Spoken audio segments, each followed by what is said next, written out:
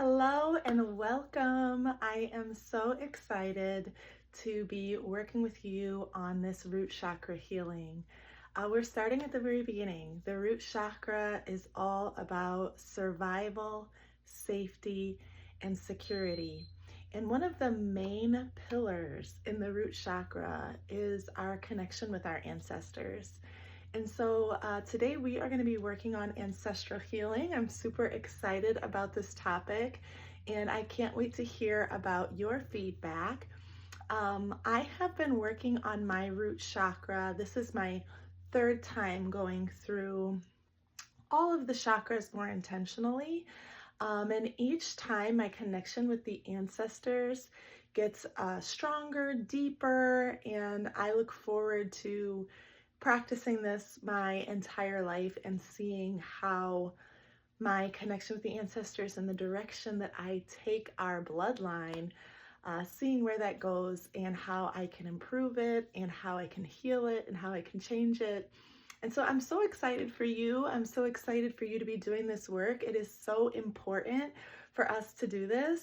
And it's also fun. Like, you end up learning a lot about who you are and where you come from, and feeling empowered to make that change. So I cannot wait. I know that your ancestors are literally cheering you on right now for investing in yourself and investing in them. So we're going to dive right in. There's a lot of content to cover, which is the benefits of doing this work. I'm excited to talk about this because I have already felt a lot of these benefits as I have been doing this work personally. So the first thing is, the first benefit is ancestral healing makes life easier. And boy, can I testify to this.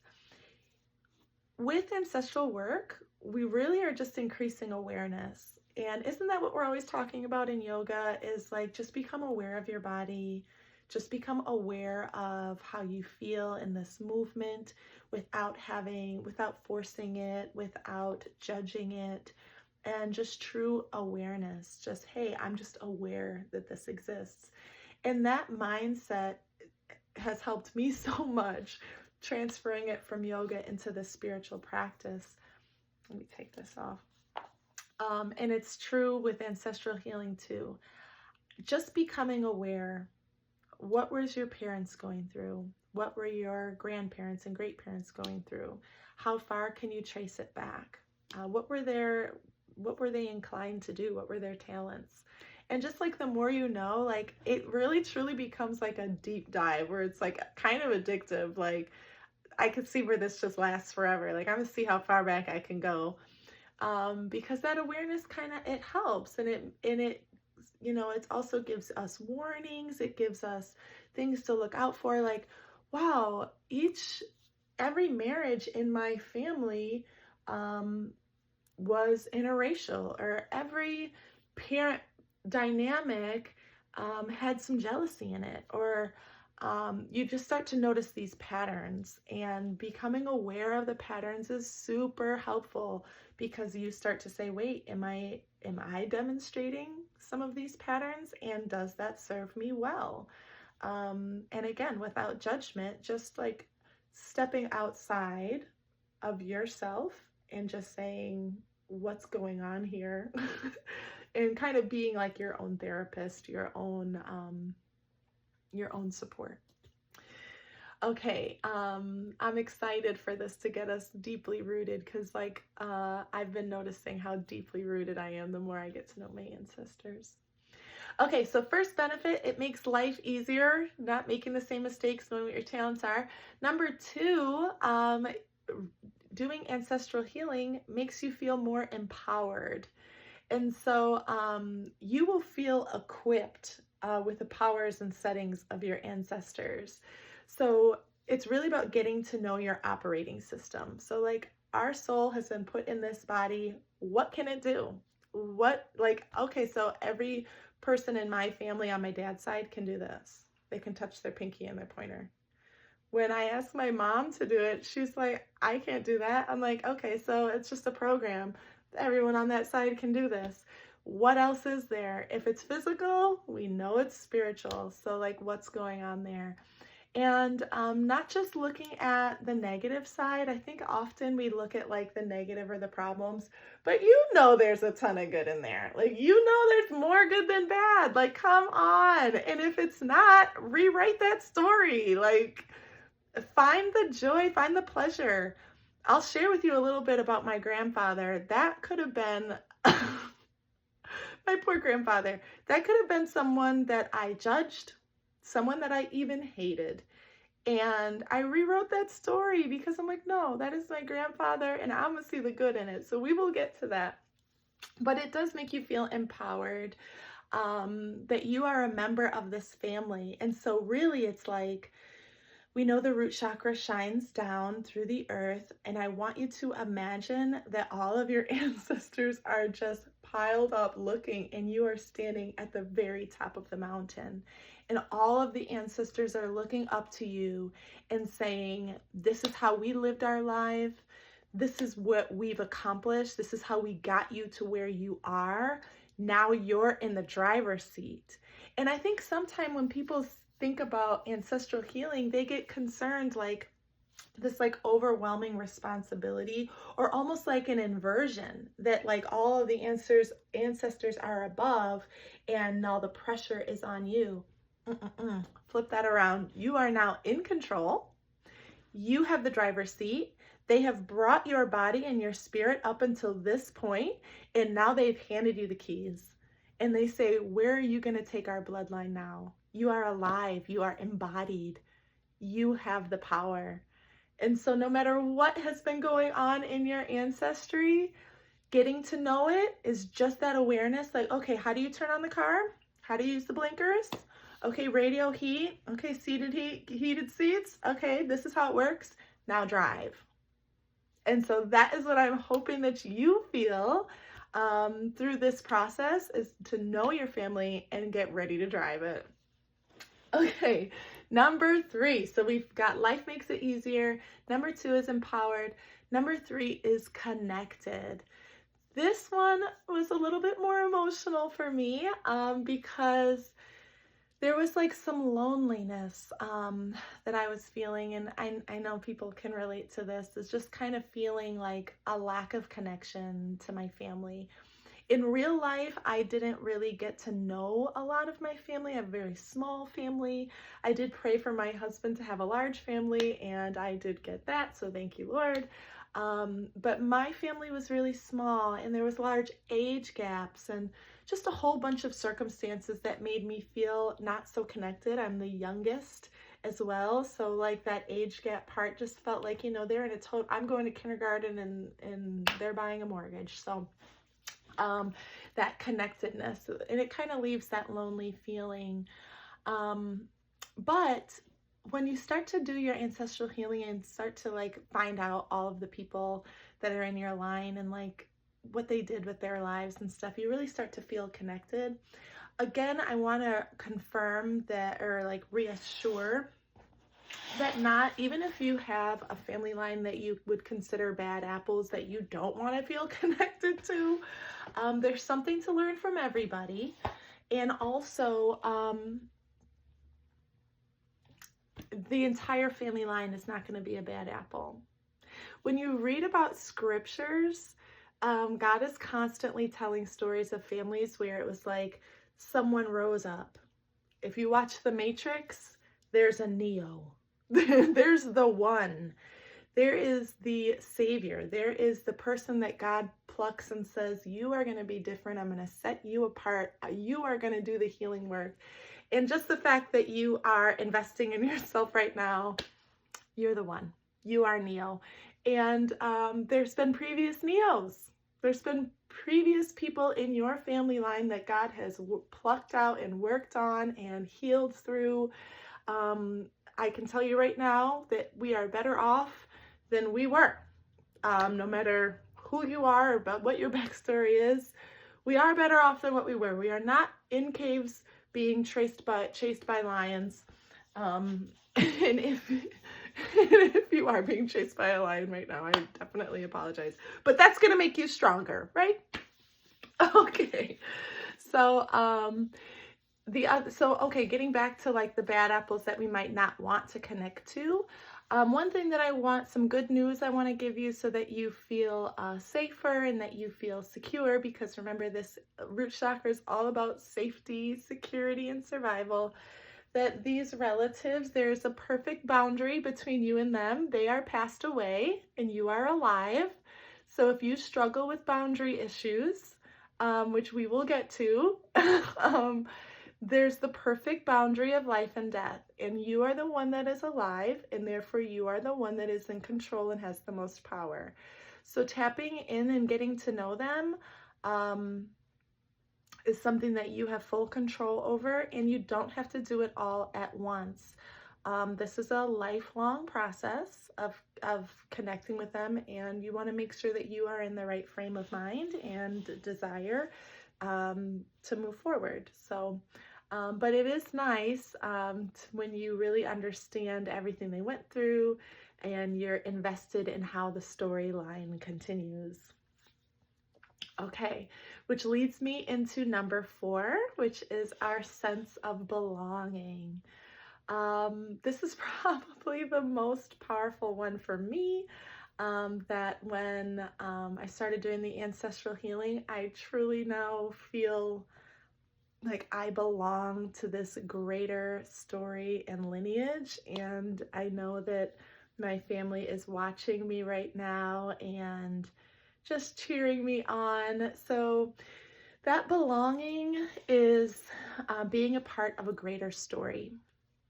So this is turning your bloodline into an epic tale, a saga, if you will.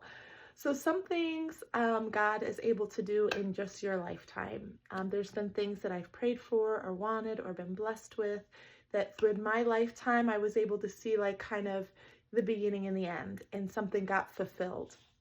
But more often than not, God takes his time and kind of creates this epic saga of a storyline through the family.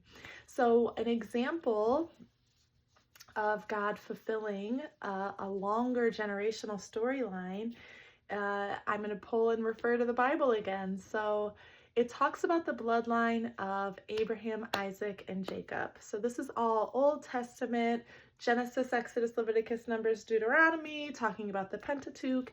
And God selects Abraham. He is the one. He is the Neo. And he pulls Abraham out of the land he's in, and he makes a promise to him. And he says, you are going to be my chosen person, and you, I am going to make a great nation. And so the question is, could he have fulfilled Abraham's promise in one lifetime? No. Even if he had 100 children, even if he had 500 children, that's not a great nation. He's talking about, I don't think you see how big of a picture I see. That's what God's saying. I see a big picture. And so Abraham actually struggled to conceive. Then he had baby mama drama.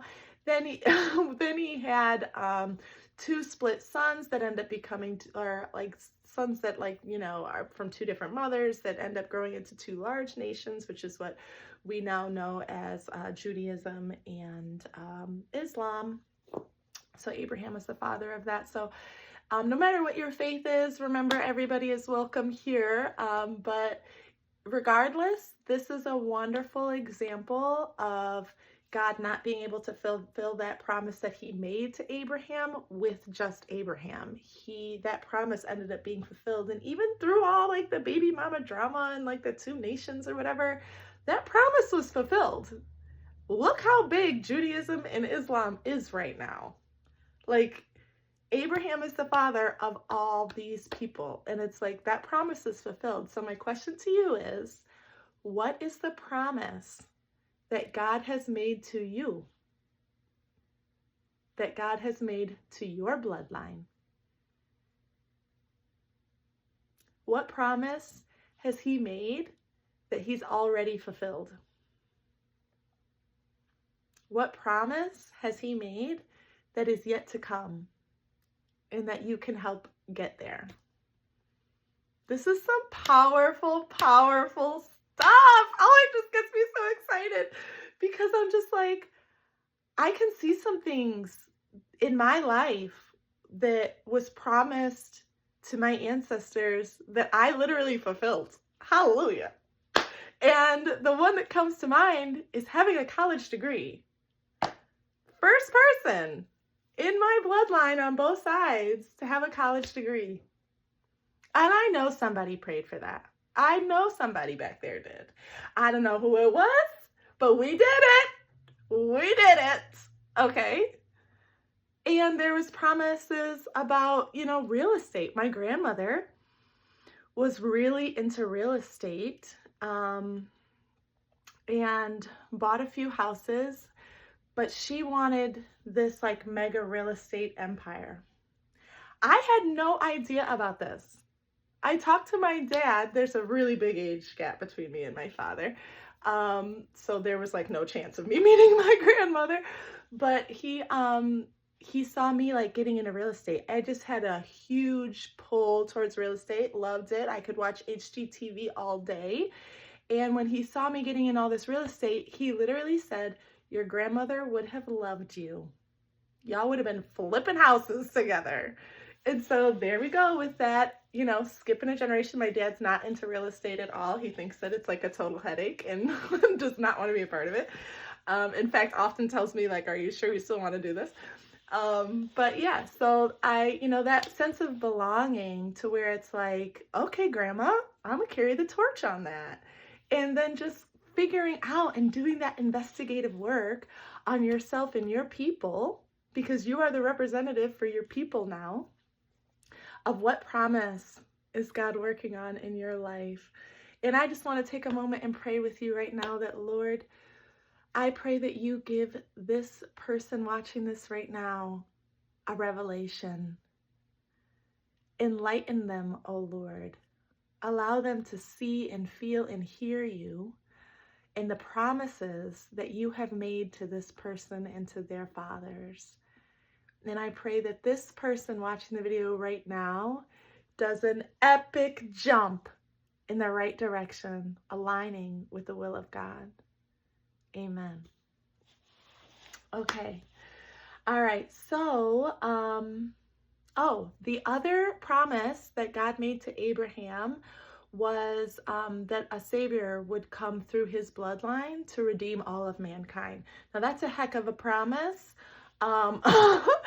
And the Bible actually records the genealogy of Jesus and how he is connected in the bloodline of Abraham, and how Jesus is the savior for all mankind. Now, again, all faiths are welcome here. So whether or not that is your personal faith, that's okay. It's the fact that some of these promises are big, okay? Some are mild, some are small, some are really big. I mean, this promise to him changed all of humanity for all of time. And I'm wondering, there's got to be some big promises in your life too. Okay. All right. So this in my notes just says cash in those promises. So go ahead and do that. Look how many generations it took before we had indoor plumbing. That's a promise fulfilled. Before man could fly, that's a promise fulfilled. And basically, how can you help the world right now? You're doing it. You're starting with the man in the mirror. Give it up to Michael Jackson. Because you can't be separated from your culture. Your culture can't be separated, and you can't be separated from society. And society can't be separated from politics. So working on you is the best thing that you can do for all of us. So thank you for working on you. All right, 2 more benefits. A lot of benefits from doing ancestral healing. Number 5, it gives you wisdom. It gives you wisdom. So you're going to start learning a lot about what your ancestors were going through. And this is going to give you a more efficient way to align. So when we're talking about the chakras, okay, so root chakra is the first, crown chakra is the seventh and the top one that we're going to go through. As you know, or you may not know, but the chakras, there's many chakras. What I've looked into is I think about 36 chakras, but it's truly that we are a flashlight, we are a beacon of light, we are a star, and so the crown chakra opens up and we have a beam of white light shooting straight above, but we're going to just talk about the 7 that are contained within our physical body. So, okay, the wisdom that you get from the root chakra is going to sit on the crown chakra. We'll get to the crown chakra, but the one thing I want you to know about the crown chakra right now is that it is the seat of wisdom. So the wisdom that you get from the root chakra, from doing all this ancestral healing and setting up your foundation, is going to shine and connect to the crown chakra, and all the wisdom is going to sit up here. So if there's any carpenters out there, or anybody who's ever used like a level to try to make sure that the alignment was right, you always want to use the ends to do your measuring, and that's what we're literally doing. We're taking the root, we're taking the crown, and then we pull it tight and we have it sit, and that's going to help us line up all the rest of our chakras. So the wisdom that we get out of this ancestral healing, the mistakes, the benefits, everything we're going to learn is going to help us get into alignment with all of our chakras. This is powerful, y'all. This is powerful. And as you go, we'll get into the workbook. As you start really opening up and doing this work, you'll feel it. You'll feel it. You'll see it. It's going to be good. Okay. And the last thing, number 6, is self-pride and worth. Amen. Okay. So doing ancestral healing will give you a sense of pride and a sense of self-worth. Okay. What I want you to do is, as you're learning about your ancestors, I want you to keep track of every positive thing they did. I want you to keep track of their strengths, and I want you to keep track of their triumphs, because as you celebrate them, you will start feeling some pride. You're gonna start feeling it. And there's certain places where you can travel where the root chakra of the culture is super strong. So I just went to Jamaica. I've been to Jamaica 5 times. I've loved it every single time. 4 times were all for weddings. So this 5th time, was it 5 or 4 times? Well, anyways, the most recent time, I just went a couple of weeks ago with my best friend. It was for her birthday, and it was like a girls' trip. And I was working on my root chakra. In fact, a couple of the yoga videos that you see is me at Jamaica. Jamaica, what I love about that country is their root chakra is solid. These people know who they are. They know and understand their culture. They are very grounded. They even have sayings that everybody says. So I'm sure you guys know, no worries, Irie, all those things. It's because as a people, they know who they are. And so that gives them a lot of pride. I mean, they're waving their flags and they know who they are. And it gives them a sense of self-worth too. And so there's many countries and many cultures that experience this. And the longer a culture stays united and in their homeland, seems like the stronger that culture is, which is even more sad as to what happened in the United States with slavery and bringing everybody out of their land. And I know there's a lot to go into with that, but that's part of the cultural trauma that I'm a part of. I live in the United States, and my dad is Black, and the stories that he's told me and the research that I've done with African American history, it's very sad. It's actually kind of hard for me. That's something I'm still working on. It's kind of hard for me to even feel all of that, but I do take time to sit and feel it. But I digress. What I'm saying is that knowing your ancestors and knowing all the stuff that they went through and that you still made it is the strongest sense of pride and self-worth. And when it comes to self-worth, this is important in all of your other relationships. It's important in your job. It's definitely important in romantic relationships. Self-worth is definitely important in romantic relationships, okay? Because it breeds bad attachment issues, it breeds not having standards, it breeds getting into relationships and staying in them even if they're toxic, even if they're not healthy. So let's have some pride in who we are. You are amazing. You are amazing. You are worthy. Just by living, just by existing, the fact that you were born, your root chakra turned on, you are the next generation, the latest, newest upgrade, iPhone 2000. That is why you're worthy, because you breathe. You are worthy because you breathe. You are worthy because God made you and because you are lovely. I don't care what you've done or what you've gone through. You are worthy.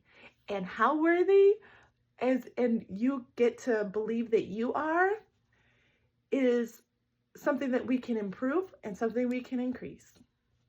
In ancestral healing and finding pride in everything that your ancestors did and went through and succeeded and lived and survived is going to increase your self-worth. Okay. All right. So those are some benefits. I know it's a lot. Those are some benefits of doing ancestral healing. Now, I want to talk about things to be mindful of during this process. So just like some points of reflection that I've had and some of my clients have had. So like I said, I've done this. This is my third time going through the chakras personally for myself and also teaching it in live classes. I get a lot of feedback from my students, and that's probably my favorite part of being a chakra yoga teacher is after the class, having these talks with people and them sharing with me how it's manifesting in their life. So here are some things to be mindful of during the process. All right, number one, do not choose to forget or cut off a part of the past or a relative.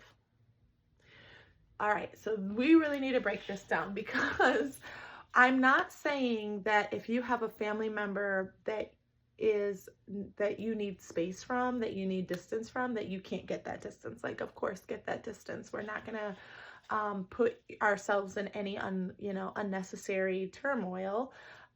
And we will talk later. I said we will talk, and I promise we will talk about boundaries and picking the people that are in your life and creating that sort of like onion of who's in your inner core and who is more and more on the outskirts. So I'm not talking about bringing family members back in. Oh, I can't cut them off. I'm not talking about that. I'm saying cutting off their existence. Do you see the difference? Like, don't forget them. Don't cut them off. Don't bury them. Don't reject them, because that will reject you. That will cut you off. So that actually does more self-harm. So it is better to heal and to learn to appreciate an ancestor than it is to cut them off. And the reason why is because it will give you more self-worth points. So I know I said I would talk about my grandfather later, but I'm going to hint to him now because this is a man that before I was doing my inner work, I would have cut off. I didn't really know him well enough to cut him off, but if I had met him, I would have buried him. I would have forgotten about him, and I said, we don't talk about grandpa. And the reason why is he was such a violent, angry man. Like I said, I've never met him, but when my dad tells me what he did, I mean, this man beat my dad constantly. He beat my grandmother. He was a womanizer. He kind of went around from city to city and just like hoes in different area codes. Sorry. I mean, he's just a mess. Okay. He was a mess. And, you know, like every woman that my dad would try to fall in love with, my grandfather would try to rape. It was, talk about bad stuff, guys. Like, digging up this part of my ancestry was intense. Like, it's still intense. And, you know, he skipped town. I heard my grandfather also killed a man in Virginia and had to like escape down south. I mean, what hasn't my grandfather done? Like, just a bad apple. Okay, so you just want to talk about a bad apple. If I cut him off, I'm cutting off, I'm doing a branch where it's like, you know, like you can get the good or the bad out of something. It's like, okay, let's say this much is let's even say 50-50. This is good, this is bad. You're like, I'm going to throw the whole thing out. But what about the 50% that was good? Like, you're shorting yourself. Like, there's extra points in there. If you can turn the bad into something that is healable, into a different story, and if you can like make it make sense, then you've got all this good stuff that adds to your self-worth points. And so I had to do that with my grandfather. So basically the way that I reworded him and rethought about him, now I love my grandfather. And I will tell you why. I had to keep my grandfather in his timeline and in his family line and understand, okay, he was born in the early 1900s at a time when racism has existed through all of time, but it's intense. Okay. His mother was the firstborn person in my family that was not born enslaved. So essentially her parents were enslaved and she was the first person to be born free. And she had 10 kids and my grandfather was the 9th. And very, very dirt poor, living in like slave quarters still. Like, just because the slavery had ended does not mean that it changed much. And during slavery, as we know, as we research, and as we are taught, that slavery had a ton of beating, ton of raping, and you don't really have any rights or ownership. So when I keep in context that that's all that my grandfather went through, I now have so much grace and so much forgiveness for him, because he literally, and this is how I word it to myself, my grandfather embodied every negative thing that came out of slavery. You want to talk about murder? My grandfather embodied it. You want to talk about rape? My grandfather embodied it. You want to talk about beating children? My grandfather embodied it. You want to talk about beating women? My grandfather embodied it. He took on so much burden and such a heavy weight, and he embodied it. He dealt with it. He held it.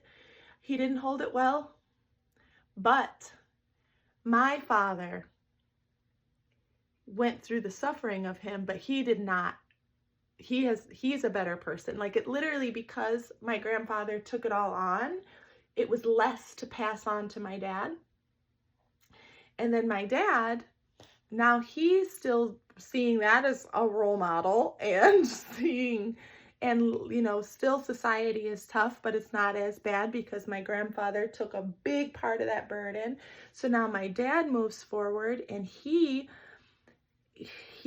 never hit a woman, but he spanked us.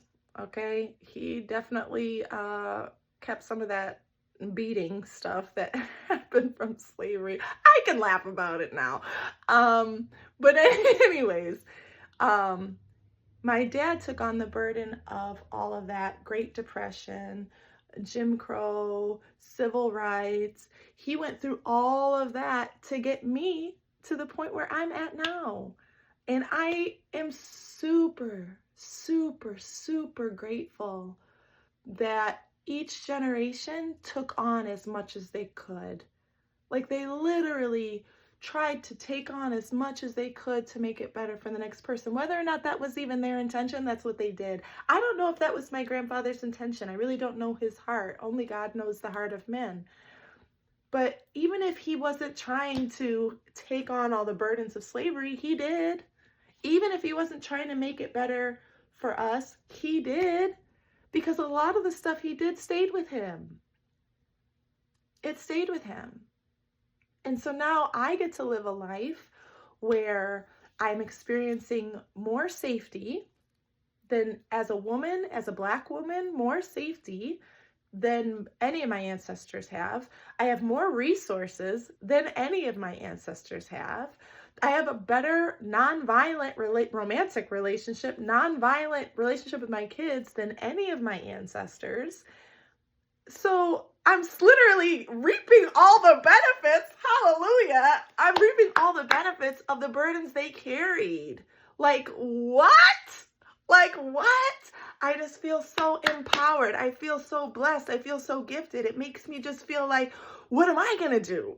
Like, how can I take this life and make it better for my children? What other things I left off? Like, I feel like y'all barely left me anything to change, but they did. They did. So I got to just find it, and they did for you too. So now you've got to find it. Like, what more can you improve? How much farther can you bring your family? It's up to you, and it's so exciting, and not in an overwhelming way. This was their entire lifetime, okay? So this isn't something you have to do tomorrow, but it's exciting. It's exciting. Okay, so yeah, so let me bring it home real quick. Don't cut off anybody. Don't bury them or forget them. Change the narrative. My grandfather went from a child abusing, rapist, murderer, in my mind, to someone who held all the burdens and the ripple effects from slavery. What a king. What a king. Okay. Oh, there's another point I wanted to share with you guys. I don't want you to crave self-worth in a way where you have to prove yourself to other people. I want you to have no validation needed. No validation needed. I'm good. I am worthy. I am worthy. And I'm not craving self-worth, certainly not from other people. It comes from deep within the root chakra that you are the descendant of greatness. Okay, next thing to keep in mind during this practice is to practice constant grace and forgiveness on you, on yourself, and to your ancestors. So one of the phrases that I'll say now and I say often is feel it to heal it. Whatever that pain is, feel it, face it. Otherwise, it becomes a fear. If you don't face it, it becomes a fear that you're constantly running from and is constantly chasing you. Feel it to heal it. So if there is something scary in your ancestral line, face it, feel it, even if it makes you cry, even if it's a full meltdown. The meltdown won't last forever, I promise. It's better to cry it out for 2 hours and just have like an ugly, snotty cry, and then afterwards, be done with it. Just be done with it. Okay, next thing to keep in mind. Oh, okay, so this is for adoption. So there's a lot of clients that I've had that have come from adopted families or foster families, and they ask, how does ancestral healing work for me? And so my advice that also I've gotten from my mentors as well is to pursue and find your birth family to the best of your ability. There's so much information out these days, and you never know if someone has registered themselves on any of these platforms like Ancestry.com. Try your best to find that lineage. You're going to get most of your DNA and genetic programming from doing this research. However, the family that raised you still still do the ancestral history on them as well, because whether you believe that you selected this bloodline in this story, or if you believe God did, whoever you believe, it's for a purpose. I truly believe that the good and the bad in life are all creating your story, and everyone's got a different story. There is no normal. So,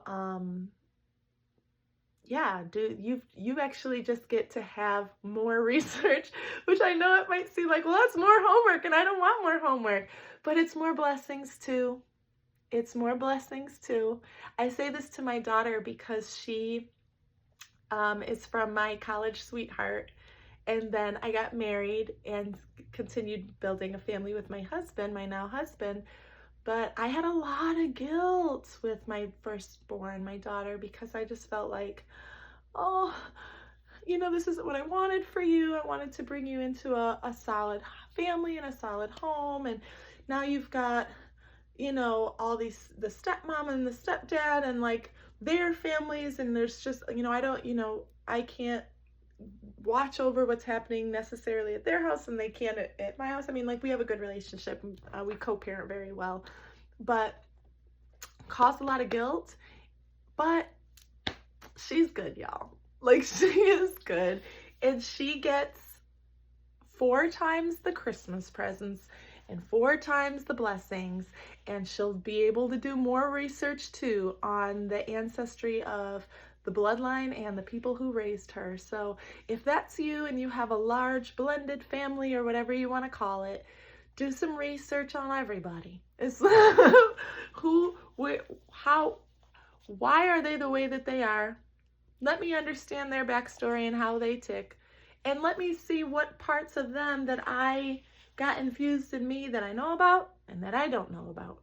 So this can benefit anybody in any situation. Okay, next, still do this work if you have no kids. Okay, so some people say don't, they don't have kids and don't want kids, and so they're not passing anything on. Yes, you are. First of all, you are important. You are worthy. We already talked about you're worthy, and you have a big influence on this world. So you healing you is going to help everyone around you in your family line, if you have like nieces and nephews and stuff, but also just the everyday person that you interact with. You having high self-worth is going to energetically transfer to the people you come into contact with. So don't underestimate, any other situation or any reason why you feel like this might not apply to you. It applies to all of us.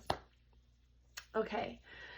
And next, I got 3 more. Okay, here we go. Next is be honest. Okay? Because your body can't lie. Okay? If it is unaddressed, it will become a trigger. So be honest with yourself. So just like when you're doing yoga, we're not going to force ourselves into any pose. We're not going to stay longer than we need to. We need to accept where we are right now and know that this is a lifelong practice and it'll get better. So when I say be honest, I'm saying, be honest about how this work makes you feel. Be honest about any resistance that you're feeling to this process. Be honest about how you're feeling about your ancestors. Be honest about how this is, how it's reflecting in you. Like, just be as honest and as real with yourself as you possibly can. Because, like I said, if you're not honest about it and you say it's healed and it's not, it will be a trigger for you. And then you will be the person who is easily triggered on that matter. And no one is responsible for your triggers except for you. And so I will give you an example, okay, of being triggered. I literally think of a pistol and being like, having your finger on it. Like, I will shoot. But anyways, one of the triggers that used to trigger me, and I've said that it wasn't triggering me, but it super was the N-word. it triggered me. I understand that it's by nature is a triggering word, but I would like tell myself, oh, like it's in songs and like it's just a part of the culture and like it's like funny and like blah blah blah, lies to myself. It really bothered me, and um I just had to kind of keep it real with myself and say, I can't control anybody else. I can only control myself. And I am not going to say the N word. Because even I was saying it. Like, how crazy is that? Like, I was saying it and triggered by it. Like, didn't like it, but trying to like fit in and blend in or be funny or like whatever I was doing. I don't know. But even I was doing it. And so I had to like be honest with myself. Like, I really don't like it and I don't want to continue it. And so that's another thing that in my bloodline, I have changed. So from slavery and from what happened in my country, the United States, the N word has just become, it's just been very highly used and on both sides. So like my dad is black, my mom is white. Everybody was saying it, okay? The white side was saying it, the black side was saying it. And so I am the first person in my bloodline to officially say, I'm not saying it, okay? So, that might be something for you where like figure out like what your triggers are and make a decision about it. And, things can be written in pencil, like maybe you change your mind later.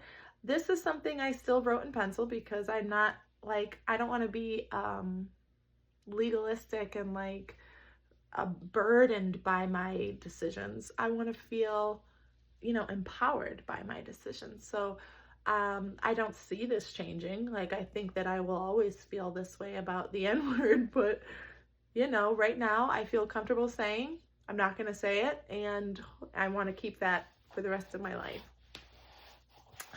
Okay. All right, let's see. I mean, that was some real ancestral trauma. I mean, my dad, he would call us dumb ends when we were growing up. And I think he almost meant it endearingly. I don't know. All right. But okay. All right, let's move on. This is actually kind of what I was hinting at. Negative loyalty. Okay. So don't stay loyal to things that are not servicing you out of fear. Okay. Maybe it's that you don't want to be disloyal to your ancestors, or it's, just such a radical change that you're like, I'm just going to keep things the way that they are. Part of doing this work is what you're going to make different about it. Like, what are you going to change? What are you going to add in? And so staying negatively loyal is going to block what you can, like your power. Like, it's going to block your power. So I'll give you an example.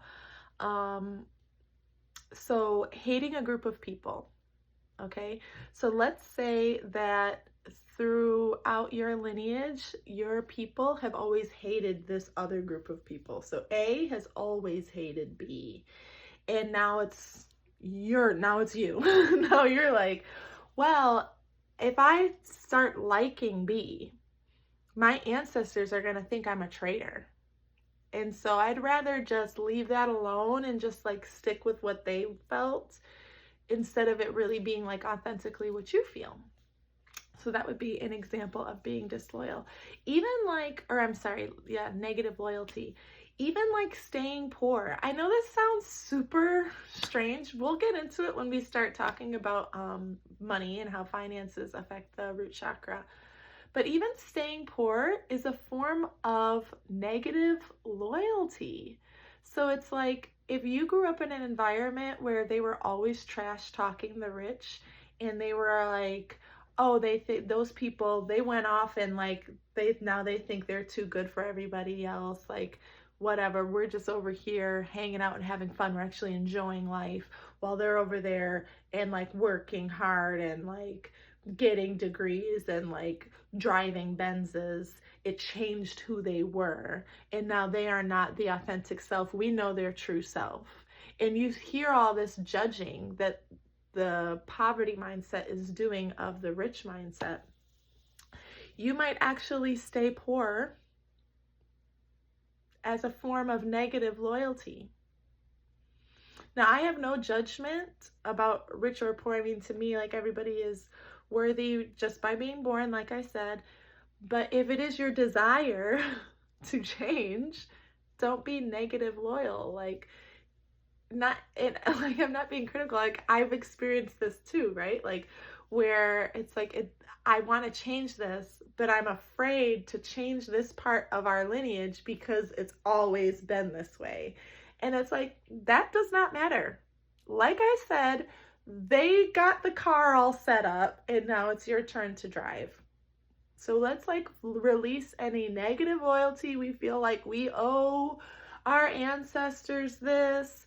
Like, there's a difference between honoring them and having negative loyalty. So like, we can bring forward the stuff that we want to honor, the things we want to remember, maybe the traditions, maybe like fulfilling something, maybe rectifying some karma, like maybe your family were loggers who cut down a whole bunch of trees and now you want to correct it by planting a bunch of trees.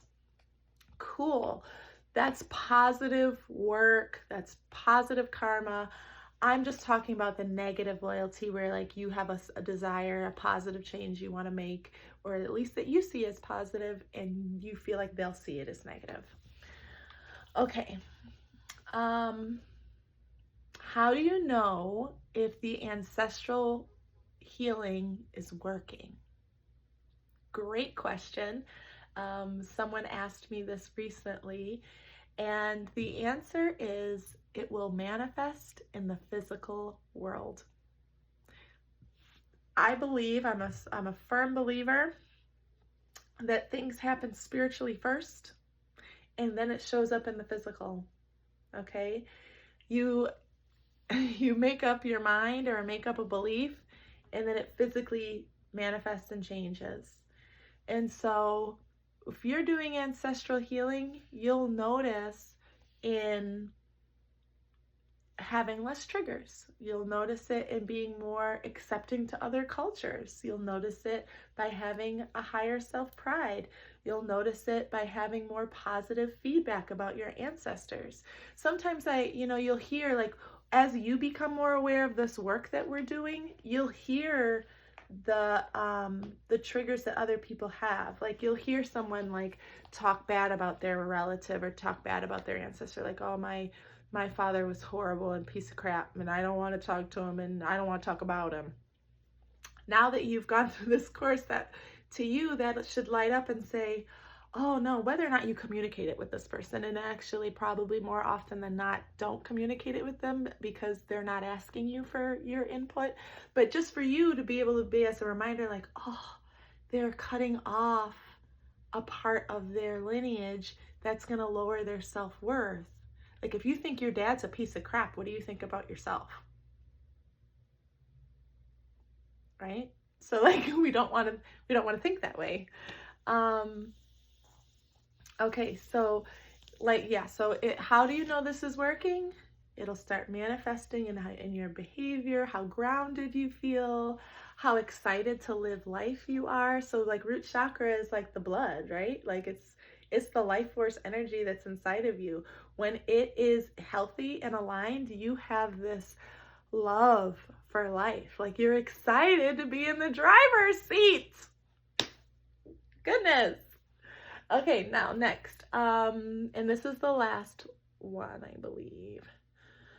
Okay, release the overwhelming feeling. Oh, okay, all right, here we go. So this is when someone was saying to me that they want to do ancestral healing, but it just feels super overwhelming, like just like where to begin. And I feel like I have so much research to do. I'm already busy in life and now I gotta like dig up all this past. And so what I will say is activate your heart chakra, the green one. The heart chakra is the strongest and brightest and most powerful chakra of them all, proving that love conquers all. And so I want you to take your heart chakra and shine that green light all the way down to the root. When you're feeling overwhelmed by this, give yourself compassion and love and tell yourself that this is a marathon. This is no race. You might be taking this course right now, but you might need to take it again later. You might need to revisit it, rewatch it. Like I said, I've gone through the chakras multiple times, and each time doing like a deeper and deeper dive, each time getting more revelation. So, you know, follow where what feels good. So like if you're like, oh, all of this is overwhelming, and so you kind of step back and you give yourself some love and some grace, and you just kind of go, all right, is there a part of this that does feel easy? Because life gets to be easy. It does not, you don't get extra points for stressing out. Is there a part of this that feels easy? And so you're like, well, yeah, like my mom, like I like, you know, maybe for you, it's like, oh, I feel comfortable, you know, just kind of asking my mom a little bit more questions, or like, maybe I feel comfortable just doing like a little bit of research or creating an account on Ancestral.com. Like, okay, then cool. Like, then just do that part right now, because that part feels easy for you. And throughout life, other things that seem hard now will seem easier later. Okay, so, wow, we got through it, y'all. We got through it. So, okay, let me empower you before we leave. The truth is that you have the power to change your life. You have the power to change your ancestry, your lineage, your bloodline. There is so much that happened that got to you, like before you got here. God is working on you, He's working in you, and He's working through you. He has promises to fulfill, and you are the tool and the method and the way. You are the chosen one. You get to decide, and you have the free will and the choice to make any changes that you'd like. You can heal, you can rectify, you can forgive. This is about you. Knowing your ancestors, understanding them and stuff is super powerful, but this is about you. This is about your root chakra. This is about you feeling connected and like you have a foundation that you're standing on, because you do. Whether or not you're aware of it, you do. And becoming more aware of it is the goal. Please send me some messages, leave some comments. I want to hear from you. I want to hear about how this ancestral healing is working for you. I want to know what came up for you. Share it in our community. I am so proud of you for doing this work. I love you so much. And I will see you soon. Until the next time, let's take a deep breath in. Exhale through the mouth. Bow. Namaste. And God bless. Thank you for watching this video. If you would like to do the ancestral healing work together, I highly encourage you to join my online course so that we can do the program together. Allow me to encourage you, to guide you, and tap into a community of people who are doing the same. See you there. God bless.